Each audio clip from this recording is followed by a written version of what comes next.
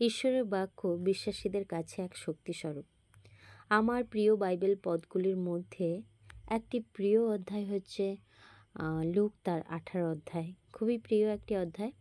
কেন কি এখানে প্রভু যীশু প্রার্থনার বিষয়ে শিক্ষা দিয়েছেন এবং প্রার্থনার কন্টেন্ট কী হওয়া উচিত সেই বিষয়ে শিক্ষা দিয়েছেন। প্রভু যীশু ছেলে মেয়েদের সঙ্গে তার নিজের যেভাবে সম্পর্ক আর সেই সম্পর্কের মতো করে আমাদের কেমন হওয়া উচিত তা তিনি শিক্ষা দিয়েছেন যে একজন ধনী ব্যক্তির পক্ষে ঈশ্বরের রাজ্যে প্রবেশ করা কতটা কষ্টকর, এবং এছাড়াও তিনি তার মৃত্যুর বিষয়ে ভবিষ্যৎবাণী করেছেন। এবং শেষে আমরা দেখতে পাই এই অধ্যায়ে যে তিনি একজন অন্ধের চোখ খুলে দিয়েছেন। তো চলুন আমরা আজকের বাক্য থেকে দেখি। লুক তার 18 অধ্যায় 1 পদ থেকেই শুরু করছি। প্রথম যে বিষয় রয়েছে প্রার্থনার বিষয়ে শিক্ষা। শিষ্যেরা যাতে সবসময় প্রার্থনা করে এবং নিরাশ না হয় সেই শিক্ষা দেবার জন্য যিশু তাদের এই উদাহরণ বললেন। কোনো এক শহরে একজন বিচারক ছিলেন। তিনি ঈশ্বরকে ভয় করতেন না এবং মানুষকেও গ্রাহ্য করতেন না। সেই শহরে একজন বিধবা ছিল। সে বারবার এসে তাকে বলতো, ন্যায় বিচার করে আমার বিপক্ষের বিরুদ্ধে রায় দিন। সেই বিচারক কিছুদিন পর্যন্ত কিছুই করলেন না, কিন্তু শেষে তিনি মনে মনে বললেন, যদিও আমি ঈশ্বরকে ভয় করি না এবং মানুষকেও গ্রাহ্য করি না, তবুও এই বিধবা আমাকে বিরক্ত করছে বলে আমি তার পক্ষে ন্যায় বিচার করব। তা না হলে সে বারবার আসবে আর তাতে আমি ক্লান্ত হয়ে পড়ব। এরপরে প্রভু আরও বললেন, ন্যায় বিচারক না হলেও তিনি কি বললেন তা ভেবে দেখো।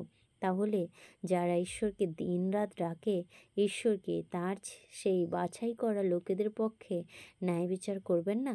তিনি কি তা করতে দেরি করবেন?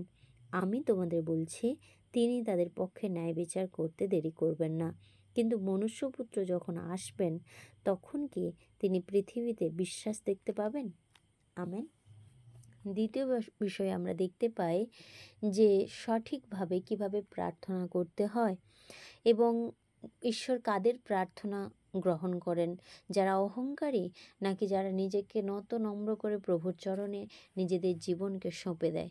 দেখি আমরা 9 পদ থেকে। ঈশ্বরের বাক্য বলছে, যারা নিজেদের ধার্মিক মনে করে অন্যদের তুচ্ছ করত, তাদের শিক্ষা দেওয়ার জন্য যিশু এই কথা বললেন। দুজন লোক প্রার্থনা করবার জন্য উপাসনা ঘরে গেলেন। তাদের মধ্যে একজন ছিলেন ফরিসি ও অন্যজন কর আদায়কারী। সেই ফরিসি দাঁড়িয়ে দাঁড়িয়ে নিজের বিষয়ে এই প্রার্থনা করলেন, হে ঈশ্বর, আমি তোমাকে ধন্যবাদ দিই যে আমি অন্য লোকেদের মতো ঠক, অসৎ ও ব্যভিচারী নই, এমনকি ওই কর আদায়কারীর মতোও নই। আমি সপ্তাহে 2 বার উপবাস করি এবং আমার সমস্ত আয়ের 10 ভাগের 1 ভাগ তোমাকে দিই। সেই সময় সে কর আদায়কারী কিছু দূরে দাঁড়িয়েছিল। আকাশের দিকে তাকাবারও তার সাহস হলো না। সে বুক চাপড়ে বলল, হে ঈশ্বর, আমি পাপী, আমার প্রতি করুণা করো। আমি তোমাদের বলছি, সেই কর আদায়কারীকে নির্দোষ বলে গ্রহণ করলেন আর সে বাড়ি ফিরে গেল। আমি তোমাদের বলছি, সেই কর আদায়কারীকে ঈশ্বর নির্দোষ বলে গ্রহণ করলেন আর সে বাড়ি ফিরে গেল। কিন্তু সেই ফরিসিকে তিনি নির্দোষ বলে গ্রহণ করলেন না।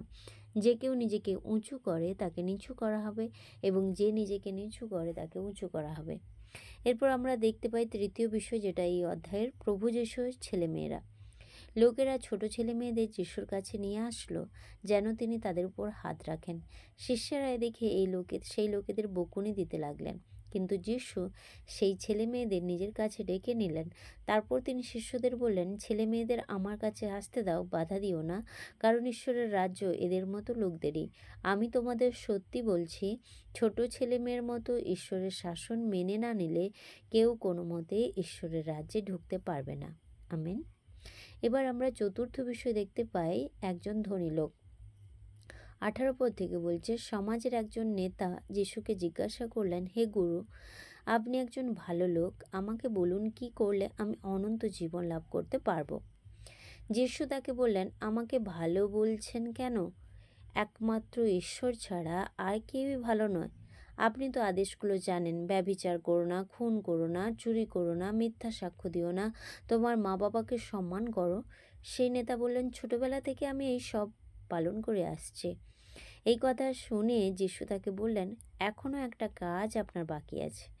আপনার যা কিছু আছে বিক্রি করে গরিবদের বিলিয়ে দিন, তাহলে আপনি স্বর্গে ধন পাবেন। তারপর এসে আমার শিষ্য হন।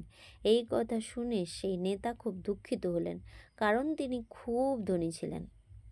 24 পদ থেকে বলছে, সেই নেতার দিকে তাকিয়ে যিশু বললেন, ধনীদের পক্ষে ঈশ্বরের রাজ্যে ঢোকা কত কঠিন। ধনীর পক্ষে ঈশ্বরের রাজ্যে ঢুকবার চেয়ে বরং সূচের ছিদ্র দিয়ে উঠে যাওয়া সহজ। যিশুর এই কথা যারা শুনল তারা বলল, তাহলে কে পাপ থেকে উদ্ধার পেতে পারে? যিশু বললেন, মানুষের পক্ষে যা অসম্ভব ঈশ্বরের পক্ষে তা সম্ভব। তখন পিতর বললেন, আমরা তো সব কিছু ছেড়ে দিয়ে আপনার শিষ্য হয়েছি।